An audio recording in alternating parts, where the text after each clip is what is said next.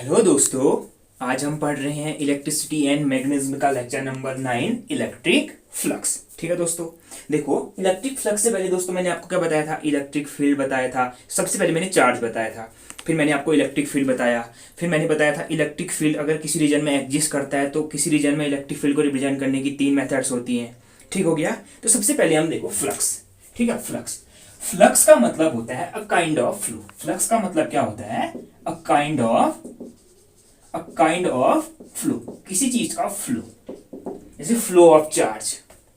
ठीक है, इलेक्ट्रिक देखो फ्लक्स का मतलब होता है अ काइंड ऑफ फ्लो। फिर दोस्तों मैंने देखो किसी रीजन में इलेक्ट्रिक फील्ड को रिप्रेजेंट करने की मेथड्स बताई थी। मैंने कहा अगर किसी रीजन में इलेक्ट्रिक फील्ड एग्जिस्ट करता है, जैसे एक पॉइंट चार्ज है तो उसके चारों तरफ उसका इलेक्ट्रिक फील्ड है, तो किसी पॉइंट चार्ज के इलेक्ट्रिक फील्ड को रिप्रेजेंट करने की 3 मेथड्स। पहला था इलेक्ट्रिक फील्ड इंटेंसिटी। पहली क्या थी, इलेक्ट्रिक फील्ड इंटेंसिटी, एक वेक्टर मेथड थी ई। दूसरा था by electric potential, by electric potential, ये मैंने बताया नहीं अभी, ये एक स्केलर क्वांटिटी थी, मतलब एक स्केलर मेथड थी। जो तीसरा था वो था बाय इलेक्ट्रिक फील्ड लाइंस। क्या था, बाय इलेक्ट्रिक फील्ड लाइंस, एक ग्राफिकल मेथड्स थी।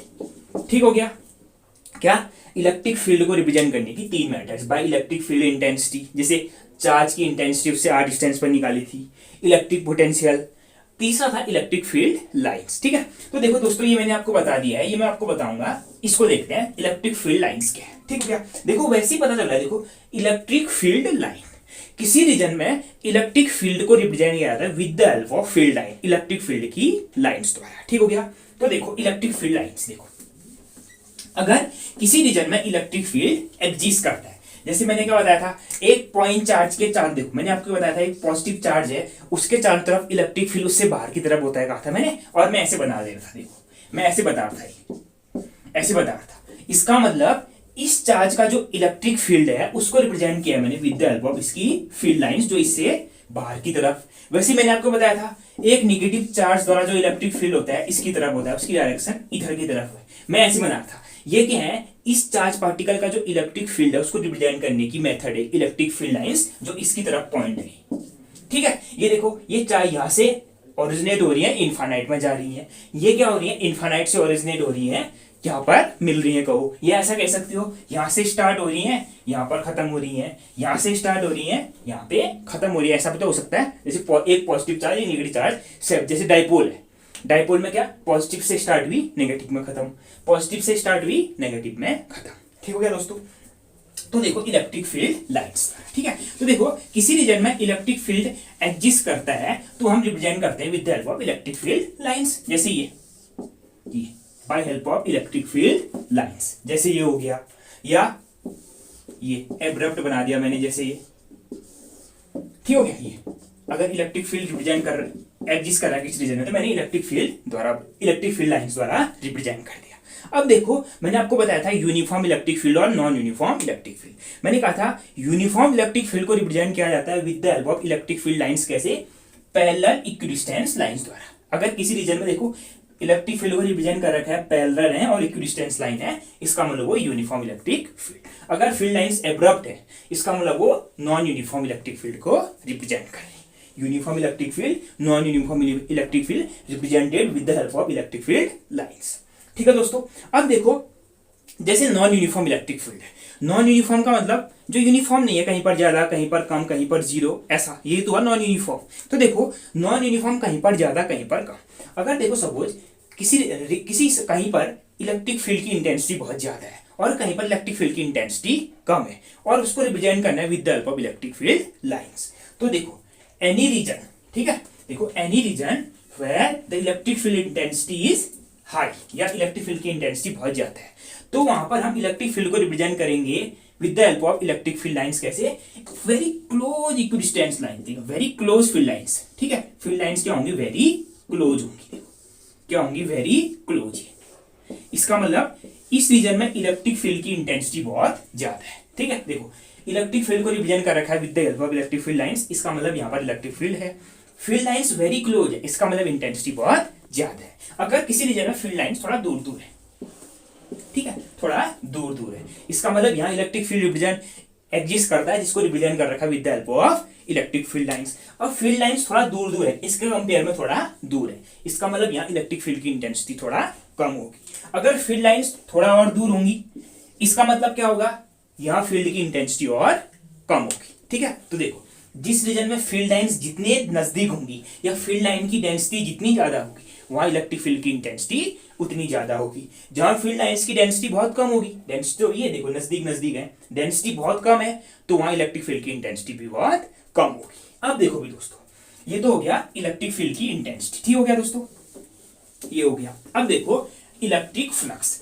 फ्लक्स का मतलब a kind of flow, electric flux का मतलब flow of field lines, field lines का फ्लो। क्या सिंपली कहा तो इलेक्ट्रिक फ्लक्स का मतलब क्या, फ्लो ऑफ फील्ड लाइंस, क्या फ्लो ऑफ फील्ड लाइंस। ठीक है दोस्तों, अब देखो इलेक्ट्रिक फ्लक्स कैसे डिफाइंड है, इलेक्ट्रिक फील्ड, इलेक्ट्रिक फ्लक्स कैसे डिफाइंड है। ठीक है, देखो electric flux, electric flux may be, electric flux may be defined as the total number of, ठीक है, as the total number of electric field lines, total number of electric field lines, ठीक है, crossing any surface, crossing any surface normally।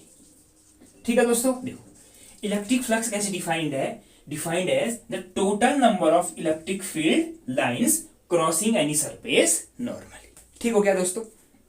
अब देखो मेरे पास suppose क्या है, देखो मेरे पास एक सपोज एक कोई, ठीक है, देखो क्रॉसिंग एनी सरफेस दोस्तों, ठीक है, देखो ये सरफेस क्या हो सकता है ना, ये surface it may be open या इट मे बी क्लोज्ड, ये सरफेस ओपन भी हो सकता है और क्लोज भी हो सकता है। ठीक हो गया, तो देखो मैंने कहा सपोज एक सरफेस है ऐसे, जिसका सरफेस एरिया ए है।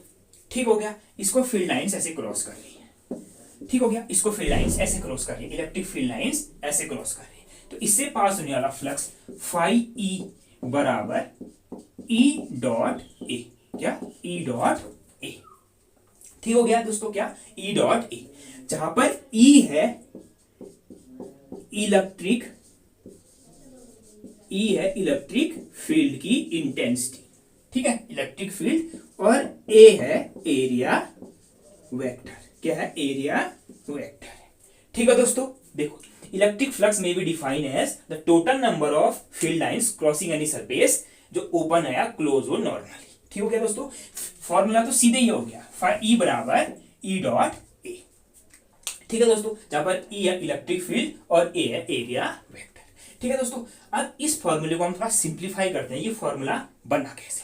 ठीक है दोस्तों, इसको हम सिंप्लीफाई करते हैं। ठीक है दोस्तों, सबसे पहले बताते हैं एरिया वेक्टर, क्या एरिया वेक्टर, देखो एरिया वेक्टर। ठीक है दोस्तों, देखो हम क्या मैथ्स में क्या होता है, एरिया हम जैसे हमने कहा रेक्टेंगल का एरिया लेंथ इनटू ब्रेथ, या स्क्वायर का एरिया ए स्क्वायर या बी स्क्वायर जो भी उसकी हुआ है, ठीक है, किसी का जैसे सर्किल का पाई आर स्क्वायर या स्फीयर का 4 पाई आर स्क्वायर, इस टाइप से हम सीधे एरिया कहते हैं। लेकिन फिजिक्स में क्या होता है ना, एरिया क्या होता है, एक वेक्टर क्वांटिटी होती है, एरिया के बाद बोथ मैग्नीट्यूड और डायरेक्शन दोनों चीजें होती है। क्यों, अगर कोई चीज वेक्टर है उसके पास मैग्नीट्यूड भी होगा और डायरेक्शन भी होगी। ठीक है, देखो मैथ्स में तो आप सीधे कह देते हो कि क्या होगा, एक एरिया को हम क्या करते हैं स्केलर क्वांटिटी, सीधे गुणा भाग कर लेते हैं। लेकिन मैथ्स फिजिक्स में क्या होता है, एरिया क्या होता है, एक वेक्टर क्वांटिटी होती है। ठीक है, एरिया क्या होता है, एक वेक्टर क्वांटिटी, उसके बाद बोथ मैग्नीट्यूड और डायरेक्शन भी होती है। ठीक हो गया, अब देखो ये हो गया एरिया वेक्टर। अब दूसरी चीज देखो, एरिया एक देखो हम दो चीज जानते हैं, एक होते हैं 2D सर्फेसेस,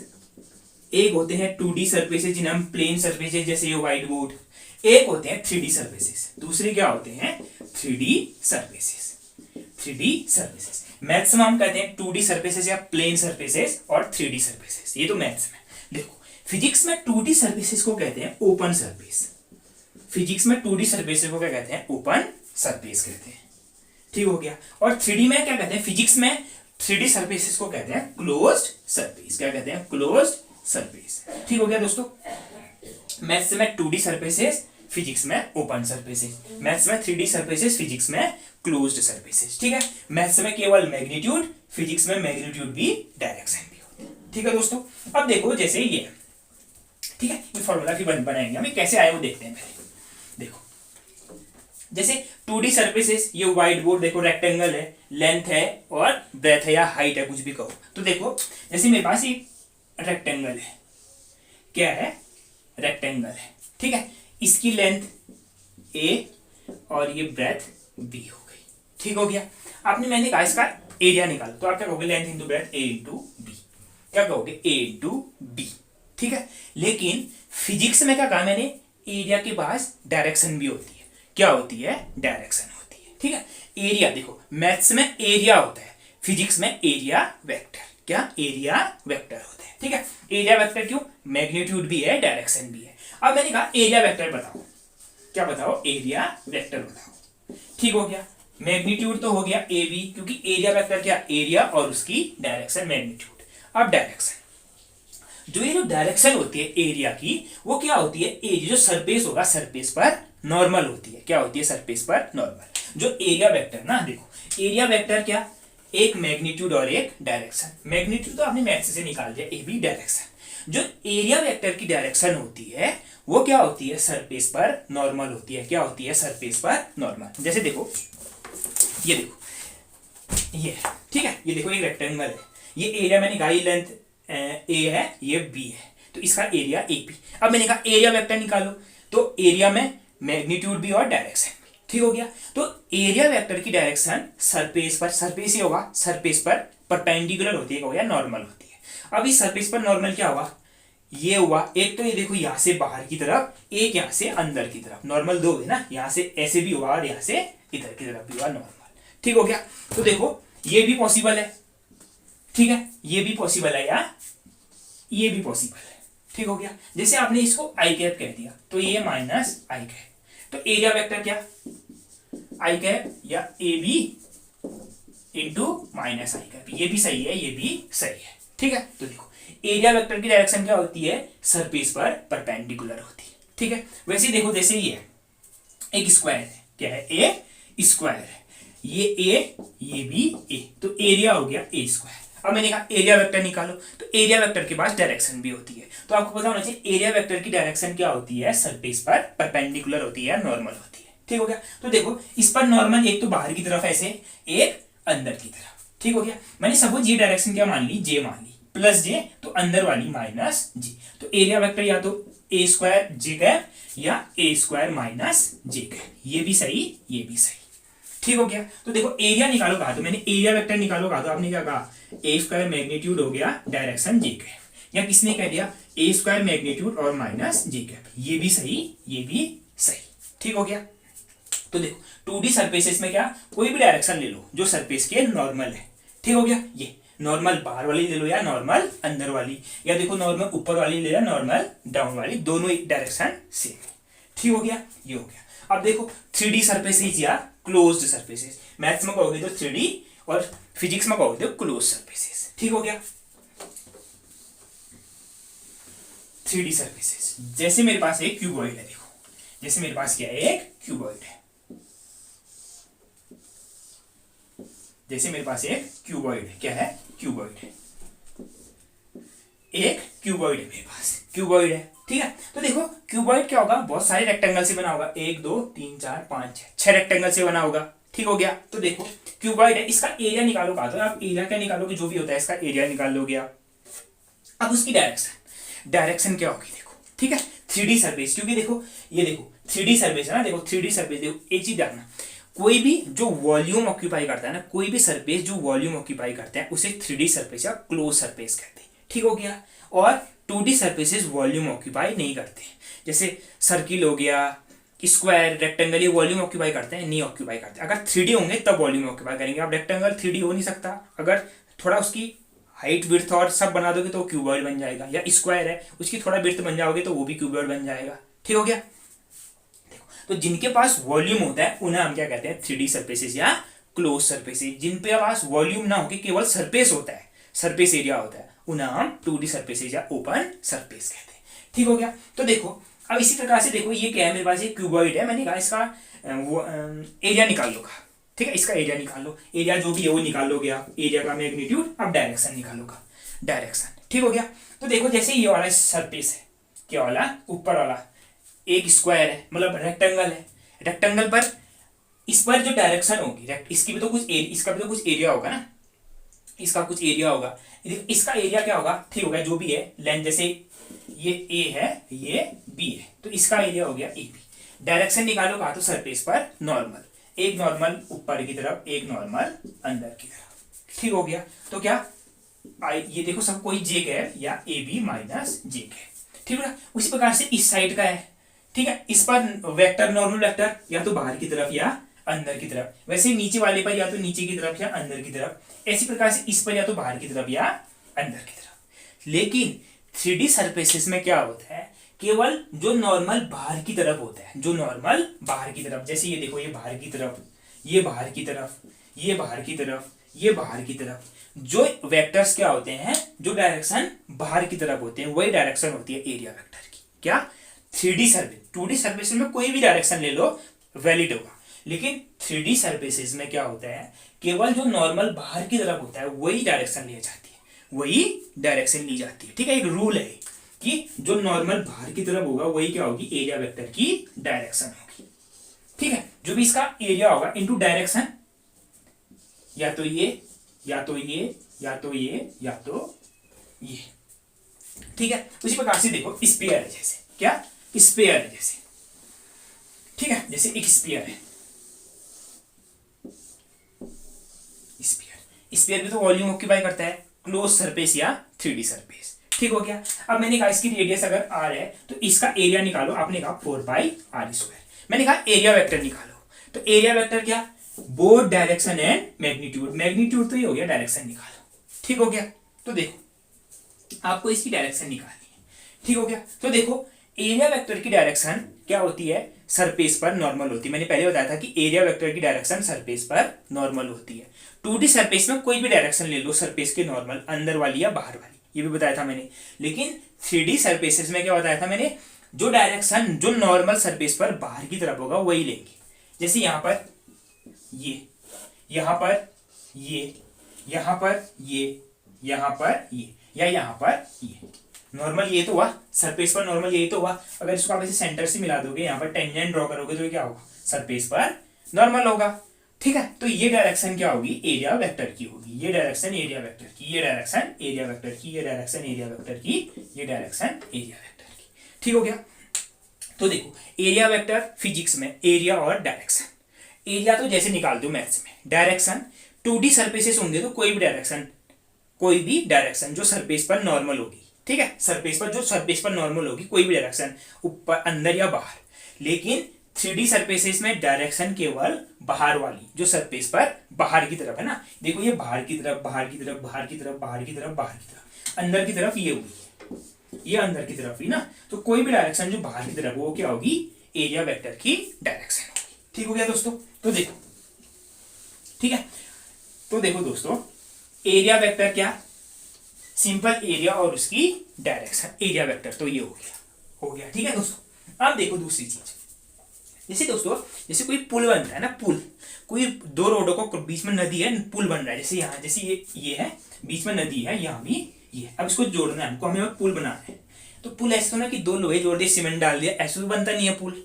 पुल कैसे बनाया जाता है, वो कितना मैक्सिमम भार लो, कितना मैक्सिमम लोड सहन कर सकता है, या कभी कितनी मैक्सिमम हवा चली उसको वो कंट्रोल कर सकता है, या कितने लंबे टाइम तक वो रह सकता है, कितनी उसकी लाइफ टाइम होती है, ऐसे बनाया जाता है पुल। या तो ऐसे नहीं कि दो लोहे खींच दिए, बीच में सीमेंट डाल दिया, पुल बन गया, क्या वो कितना मैक्सिमम लोड सहन दिखा होता है, मैक्सिमम भार क्षमता 2000 kg, 2000 टन, 5000 टन, ठीक हो गया।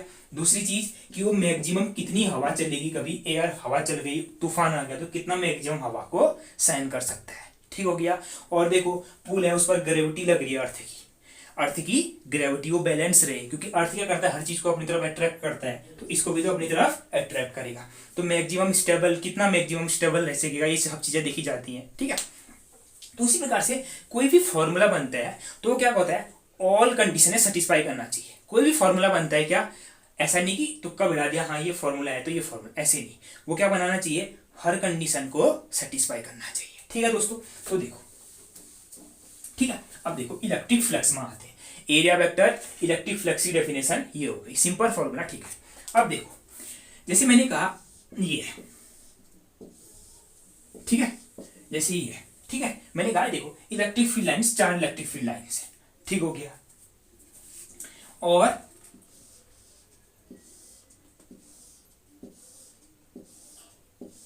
पहले सिंपल देखो, सिंपल इलेक्ट्रिक फ्लक्स सिंपल ही देखो। जैसे मेरे पास एक सरफेस है, क्या है, एक रेक्टेंगल है, ठीक है, एक रेक्टेंगल है, यहां से फील्ड लाइन, मैंने इलेक्ट्रिक फील्ड रिप्रेजेंट किया with the help of electric field lines, with the help of electric field lines. किसकी हेल्प से, with the help of electric field lines. मैंने कहा फ्लक्स निकालो, तो फ्लक्स क्या कहता है, फ्लक्स कहता है number of electric field lines जो किसी सरफेस को, चाहे वो ओपन हो क्लोज हो, ये ओपन सरफेस है, उसको जो क्रॉस कर रही है नॉर्मली। तो देखो ऐसा है, ये देखो ये सरफेस है, ये फील्ड लाइंस है, इसको क्रॉस कर रही है नॉर्मली।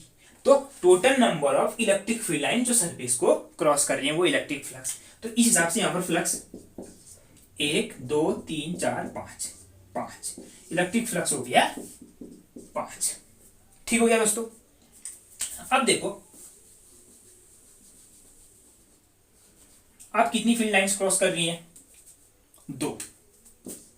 आप कितनी फील्ड लाइंस क्लास कर रही हैं, 2। तो टोटल फ्लक्स देखो, total number of electric field lines crossing any surface normally, surface उसको नॉर्मली क्रॉस कर रही है, देखो। ठीक हो गया, देखो ना सरफेस ऐसे है, इलेक्ट्रिक फील्ड लाइन ऐसे, जो जितनी फील्ड लाइंस क्रॉस करेंगी नॉर्मली वो फ्लक्स होगा।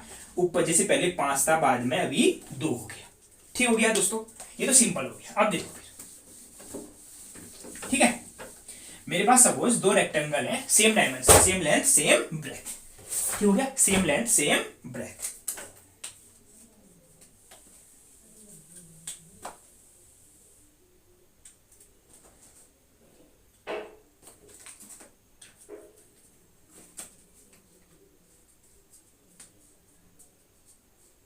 ठीक है, देखो मेरे पास क्या है, 2 रेक्टेंगल है, सेम लेंथ सेम, मतलब सेम डायमेंशन के। ठीक है, एक रेक्टेंगल मैंने यहां पर रख दिया, ठीक है, एक रेक्टेंगल यहां पर रख दिया और एक रेक्टेंगल यहां पर रख दिया मैंने। ठीक हो गया। तो देखो मैंने कहा सपोज यहां पर फील्ड लाइंस ऐसे है, ठीक है, और यहां पर फील्ड लाइंस ऐसे है।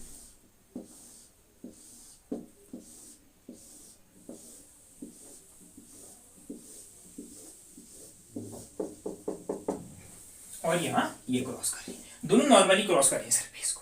तो यहां पर flux 5, total number of electric field lines जो किसी सरफेस को नॉर्मली क्रॉस कर रही है, देखो नॉर्मली क्रॉस कर रही है, सरफेस ऐसे रखा है, ऐसे क्रॉस कर रही है, तो यहां पर flux 3।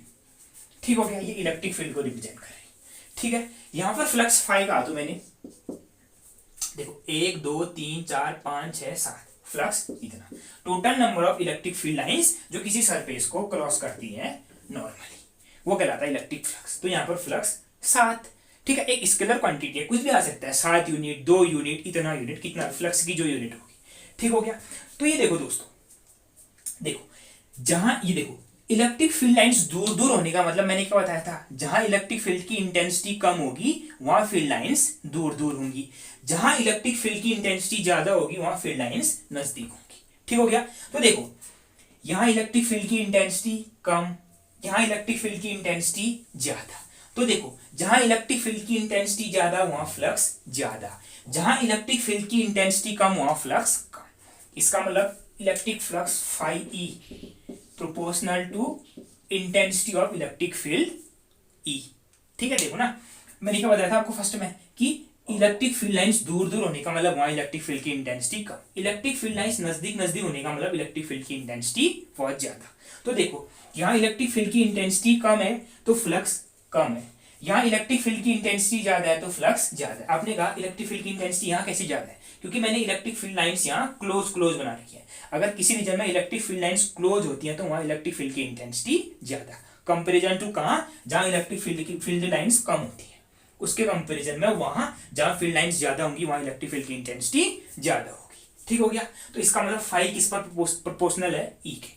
Greater the magnitude of electric field, greater the number of lines, greater the number of electric field lines, smaller the intensity of electric field, smaller the flux या smaller the electric field lines. ठीक हो गया।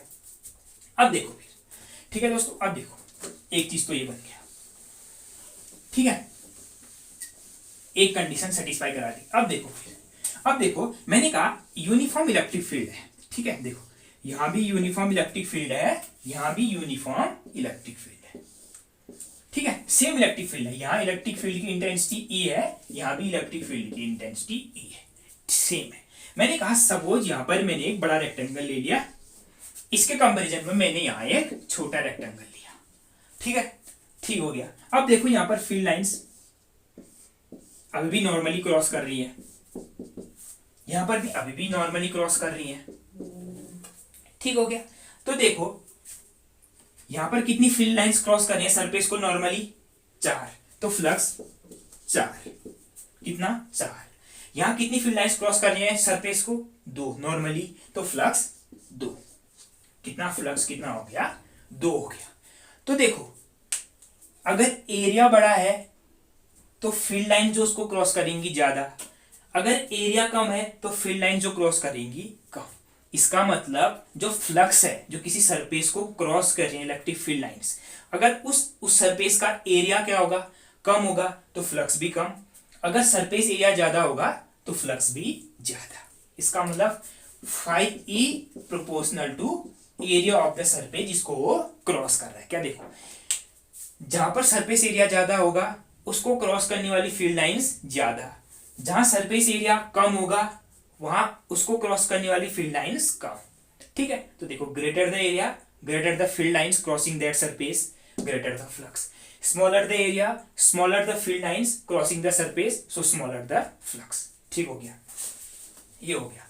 तो यहां से देखो अगर इसको मैं कंबाइन करूं तो 5E proportional to E into A, देखो प्रोपोर्शनलिटी हटाया, 5 बराबर के ई इंटू ए, मैंने कहा के बराबर 1 कांस्टेंट, प्रोपोर्शनलिटी कांस्टेंट के, तो देखो 5E बराबर हो गया ई इंटू ए, ई ए, ठीक हो गया। फ्लक्स इस स्टेप से तो होता है फ्लक्स। अब देखो दोस्तों मैंने क्या कहा था, हर समय एक जैसी कंडीशन नहीं होती है, जरूरी है कि हर समय फील्ड लाइंस सरफेस को नॉर्मली क्रॉस करें, हर समय जरूरी नहीं है, कभी ऐसा भी तो हो सकता है, कभी ऐसा भी तो हो सकता है, देखो कभी ऐसा भी तो हो सकता है, देखो जैसे मेरे पास एक सरफेस है, क्या है, सरफेस है, ठीक है दोस्तों, ये देखो ये सरफेस है, देखो अब देखो ये सरफेस है ना, देखो पहली चीज ध्यान रखना, देखो ये सरफेस है तो इसका एरिया मैंने कहा सपोज इसकी लेंथ L है और ब्रेथ B है, तो इसका एरिया क्या, L इंटू बी एरिया। अब मैंने कहा एरिया वेक्टर निकालो, तो डायरेक्शन, डायरेक्शन क्या होती है, सरफेस के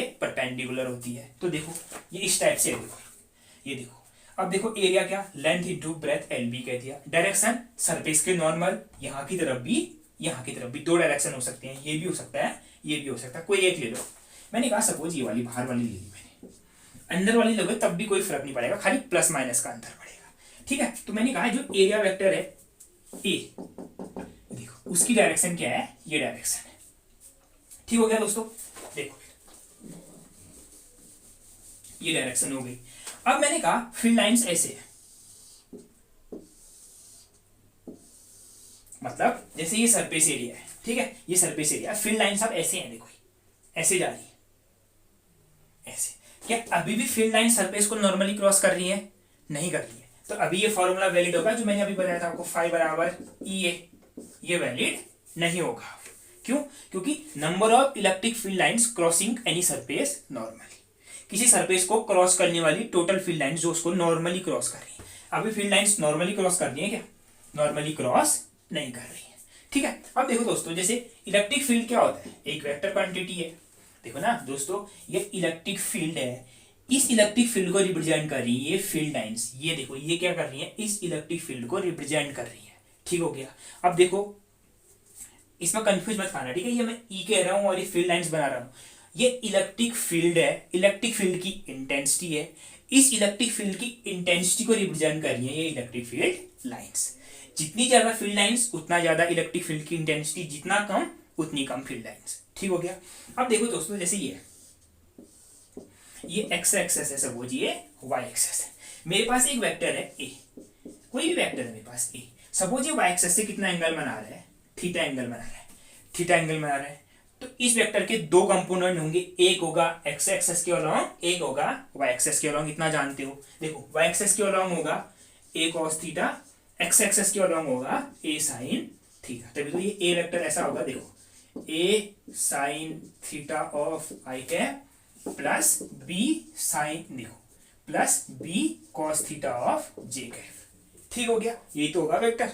देखो जिसके साथ एंगल बनाती है उसके साथ कॉस वाला टर्म आता है, और जिसके साथ एंगल नहीं बनाती है उसके साथ साइन वाला टर्म। देखो कोई वेक्टर है जो एक्स वाई एक्सेस से थीटा एंगल बना रहा है, तो देखो वेक्टर इसके दो कंपोनेंट, एक एक्स एक्सेस के अलोंग, एक वाई एक्सेस के अलोंग। वाई एक्सेस के along A cos theta, sine x axis के अलोंग ए साइन थीटा। देखो इतना ध्यान रखना, जिसके साथ एंगल बनाती है उसके साथ कॉस वाला टर्म आता है। ठीक है दोस्तों, तो वैसे ही देखो, ये देखो यहाँ पर, ठीक है, ये देखो मैंने कहा सपोज ये फील्ड लाइंस क्या हो रही है, एरिया वेक्टर के साथ थीटा एंगल बना रही है, जो मतलब सरफेस पर नॉर्मल है एरिया वेक्टर, उसके साथ थीटा एंगल बना रही है। ठीक हो गया, तो इसके भी तो दो कंपोनेंट होंगे।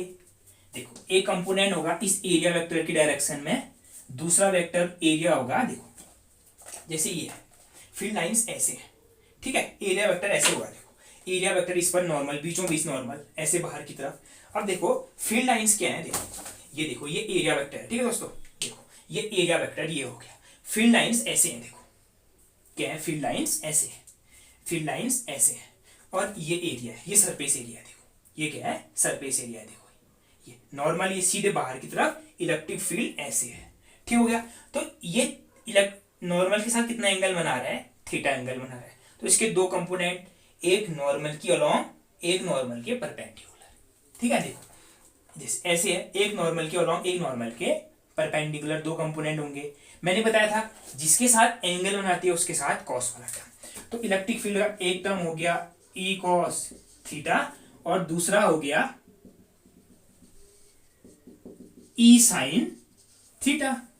ये हो गया ना दोस्तों, देखो वहां नहीं दिखा है, देखो ये है, ये सरफेस पर नॉर्मल है, देखो ये सरफेस पर नॉर्मल है, तो देखो ये नॉर्मल हो गया, इलेक्ट्रिक फील्ड इसके साथ थीटा एंगल बना रहा है।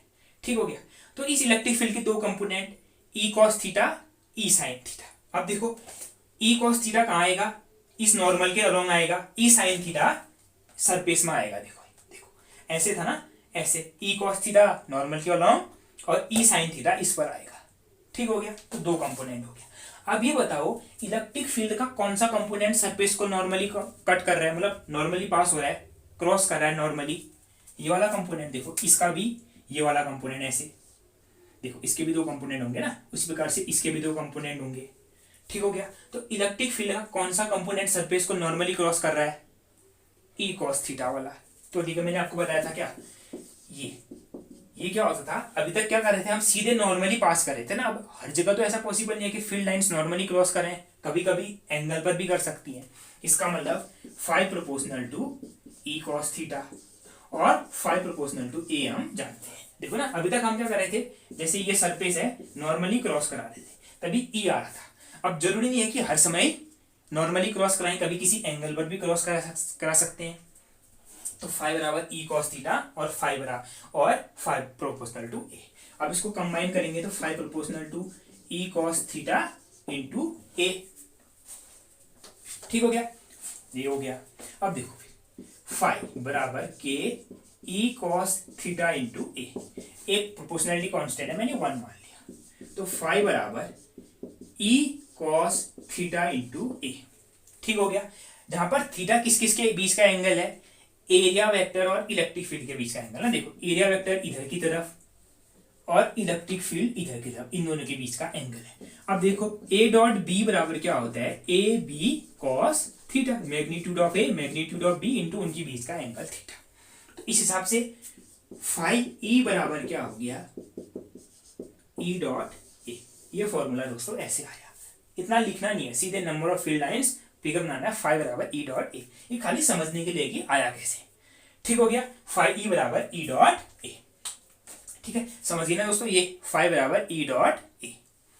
सीधे अब देखो फिर, ठीक है, देखो मैंने कहा, देखो इलेक्ट्रिक फ्लक्स में be defined as the total number of electric field lines crossing any surface normally, surface open हो या क्लोज हो उसको नॉर्मली क्रॉस करनी है। फाइव ई बराबर क्या, ई डॉट ए, ये हो गया इलेक्ट्रिक फ्लक्स का फॉर्मूला। ठीक हो गया दोस्तों, वो खाली समझने लिखता कि ये फॉर्मूला कैसे आया, हर कंडीशन सेटिस्फाई की ना दोस्तों ने। अब देखो फिर फाइव बराबर ई डॉट ए, और इलेक्ट्रिक फ्लक्स क्या होती है, स्केलर क्वांटिटी होती है, ठीक है ना, क्योंकि देखो दो चीजों का डॉट प्रोडक्ट है, दो चीजों का डॉट प्रोडक्ट ऑलवेज एक स्केलर क्वांटिटी आती है। ठीक है, अब कोई भी सरफेस कैसा भी बना लो, जैसे मैंने ऐसे बना लिया, एक आर्बिट्री सरफेस बना लिया मैंने, ठीक हो गया, आर्बिट्री सरफेस जिसका सरफेस एरिया क्या है ऐसे, ठीक हो गया, इसको फील्ड लाइंस ऐसे क्रॉस कर रही है, सपोज इसको फील्ड लाइंस ऐसे क्रॉस कर रही है, ठीक हो गया। देखो तो इस सरफेस से पास होने वाला इलेक्ट्रिक फ्लक्स फाइव ई बराबर ई डॉट ए, सिंपल ही, ठीक है, कहीं पर भी बना दो आप, जैसे यहां पर बना दो, ठीक है, ये क्या होगा, ऐसे नहीं, थोड़ा ऐसे सरफेस पर नॉर्मल दिखना चाहिए, मतलब जैसे ये सरफेस है ना, यहाँ पर नॉर्मल ऐसे बाहर की तरफ बना देना आपने, एरिया वेक्टर या एस वेक्टर बना दो, और फील्ड लाइन सी है, ठीक हो गया, इनके बीच का एंगल थीटा, कोई दिक्कत नहीं है, ठीक हो गया, देखो इनके बीच का एंगल थीटा, तो ये हो गया फाइव बराबर ई डॉट ए। ये ऐसा नहीं बनाना चाहते हो जरूरी नहीं है, ऐसा बना लो, ठीक हो गया, ये सरफेस हो गया, मैंने कहा सपोज इसका सरफेस क्या है, सरफेस एरिया ए है, सरफेस एरिया ए है। अब आपको वेक्टर चाहिए, मैथ फिजिक्स में वेक्टर चाहिए, तो वेक्टर की डायरेक्शन क्या होती है, सरफेस पर नॉर्मल होती है, अंदर वाला है बाहर वाला कोई भी ले लो, मैंने ये वाला ले लिया, ठीक हो गया, देखो ना, इसके बाद एक मैग्नीट्यूड लेंथ इनटू ब्रेथ और डायरेक्शन ये हो गई, ठीक हो गया, इसको फील्ड लाइंस ऐसे क्रॉस कर रही है, ठीक हो गया, ये फील्ड लाइंस ऐसे क्रॉस कर रही है, जिसकी इलेक्ट्रिक फील्ड इंटेंसिटी ई है, तो इससे पास होने वाला इलेक्ट्रिक फ्लक्स फाइव ई बराबर ई डॉट ए, फाइव ई बराबर ई डॉट ए हो गया, ठीक है दोस्तों, ये हो गया सिंपल इलेक्ट्रिक फ्लक्स। ये फॉर्मूला कैसे आया मैंने आपको बता दिया, याद रखना, open surface, close surface, 2D surface, 3D surface, open surface 2D surface direction surface के नॉर्मल अंदर बाहर कोई भी, 3D सरफेसेस में केवल बाहर जो नॉर्मल बाहर की तरफ होगा, सरफेस पर जो नॉर्मल बाहर की तरफ होगा वही एरिया वेक्टर की डायरेक्शन होगी, ठीक है दोस्तों। अब देखो, ठीक है, अब ये थोड़ा इसको हम सिंप्लीफाई करते हैं इस फॉर्मूले को, ठीक हो गया, देखो सपोज मेरे पास क्या है, एक सरफेस है, ठीक है, ये सरफेस है, ठीक हो गया, एक सरफेस है, ठीक है, यहां पर देखो मेरे पास एक थोड़ा सा स्मॉल सरफेस एरिया बना है, मैंने कहा सपोज इसका एरिया कितना है, ds है। अब फिजिक्स में एरिया नहीं, एरिया वेक्टर चाहिए, एरिया वेक्टर की डायरेक्शन मैंने कहा 3D सरफेस है, क्या है, एक 3D सरफेस है, मैंने कहा एक क्लोज सरफेस है, एक क्लोज सरफेस है जिसका टोटल सरफेस एरिया क्या है, s है, ठीक है, मैंने एक स्मॉल सरफेस एरिया लिया जिसका सरफेस एरिया ds है। अब फिजिक्स में एरिया वेक्टर चाहिए मुझे, ठीक हो गया, तो एरिया वेक्टर क्या होता है, 3D सरफेसेस में बाहर की तरफ होता है नॉर्मली, बाहर की, तो मतलब एरिया वेक्टर ये हो गया, क्या होगा, एरिया वेक्टर ये हो गया। मैंने कहा सपोज इसको फील्ड लाइंस क्रॉस करनी है ऐसे, ऐसे,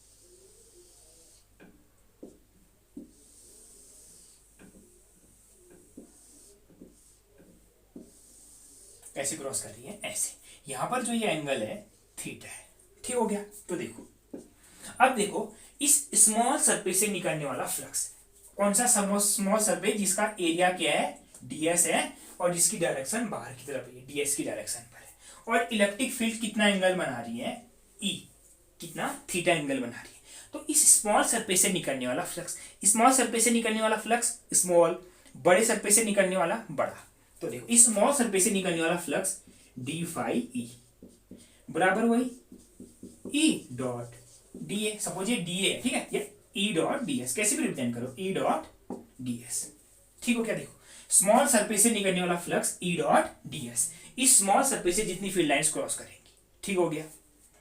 अब देखो इस पूरे सरफेस से निकलने वाला फ्लक्स निकालोगे तो आप क्या करोगे, देखो ये हो गया, ठीक है, देखो मैंने कहा suppose a closed surface, suppose a closed surface, ठीक है, suppose a closed surface having total surface area is S. ठीक है, ये हो गया। ठीक है, देखो मैंने कहा suppose there is a small area ds, small area ds हो गया। तो देखो flux through this small surface, flux through this small surface, इस स्मॉल सरफेस से निकलने वाला फ्लक्स क्या होगा, स्मॉल डी फाई ई बराबर क्या, E dot ds, simple E dot ds होगा। इस स्मॉल सरफेस से निकलने वाला फ्लक्स ई, इस स्मॉल सरफेस का एरिया वेक्टर ds। ठीक हो गया। अब देखो ये तो क्या निकाल दिया, स्मॉल सरफेस से निकलने वाला flux, flux through whole surface, whole close surface से निकलने वाला flux, flux through this whole surface. ठीक हो गया। तो इस पूरे फ्लक्स से निकलने वाला, होल फ्लक्स से निकलने वाला डी फाई ई बराबर ई डॉट ds। तो ये क्या हो जाएगा, टोटल फ्लक्स फाई ई बराबर ई डॉट ds। ठीक हो गया। अब देखो दोस्तों एक चीज है, ये क्या है, क्लोज्ड सरफेस है ना, तो क्लोज सरफेस से निकलने वाला फ्लक्स ऐसे रिप्रेजेंट किया जाता है। ठीक है, फ्लक्स थ्रू क्लोज्ड सरफेस। ठीक हो गया दोस्तों। देखो ये ध्यान रखना, देखो मैंने कहा क्या, मैंने क्या माना, suppose a close surface having total surface area s, मैंने क्या माना, सपोज ए स्मॉल सरफेस ds, तो इससे पास होने वाला फ्लक्स डी फाई ई बराबर ई डॉट ds, पूरे सरफेस से निकलने वाला इंटीग्रेशन टोटल फ्लक्स बराबर क्लोज सरफेस का सरफेस इंटीग्रेशन। ठीक हो गया दोस्तों, ये हो गया। ठीक है, अब उसी प्रकार से देखो अब देखो इसी को हम थोड़ा सिंप्लीफाई कर रहे हैं, बाद में गॉस थ्योरम यूज होगा। देखो जैसे मेरे पास ये है, क्या है, एक रेक्टेंगल है, इसका टोटल एरिया क्या है, ए है, टोटल एरिया ए है। ठीक है, टोटल एरिया ए है। मैंने क्या ले लिया, एक स्मॉल एरिया ले लिया ये, जिसका एरिया क्या है, डीए है, और एरिया वेक्टर नॉर्मल होगा इस पर ऐसे। ठीक हो गया। सपोज यहां पर इलेक्ट्रिक फील्ड लाइंस ऐसे हैं, देखो यहां पर इलेक्ट्रिक फील्ड लाइंस ऐसे हैं। ठीक है, इलेक्ट्रिक फील्ड लाइंस कैसे हैं, ऐसे हैं, जो यहां पर इस नॉर्मल वेक्टर से थीटा एंगल बना रही है। ठीक हो गया। तो मैं कह रहा हूं इस क्लोज स्मॉल सरफेस से निकलने वाला flux, small D phi E बराबर ई डॉट ds। ठीक हो गया, ई डॉट ds। अब पूरे रेक्टेंगल से निकालने वाला तो डी फाई ई बराबर integration E dot ds, total flux हो जाएगा फाई ई बराबर ई डॉट ds। देखो यहां पर मैंने क्लोज नहीं बना रखा क्योंकि 2D सरफेस है, 2D सरफेसेस को फिजिक्स में कहते हैं ओपन सरफेसेस। देखो तो क्लोज नहीं बना रखा है। 3D सरफेसेस को कहते हैं क्लोज सरफेसेस, तभी क्लोज ऐसा बना रखा है, क्या ये बना रखा है। ठीक हो गया। तो देखो फाई ई बराबर एक तो ई डॉट ए, एक फाई ई बराबर E dot ds for any close surface या 3D सरफेसेस, फाई ई बराबर E dot ds for any open surface या 2D सरफेस। बस आपको ये याद रखना है, क्या रखना है, फाई ई बराबर E dot A, electric flux. ठीक है दोस्तों, ओके दोस्तों, थैंक यू।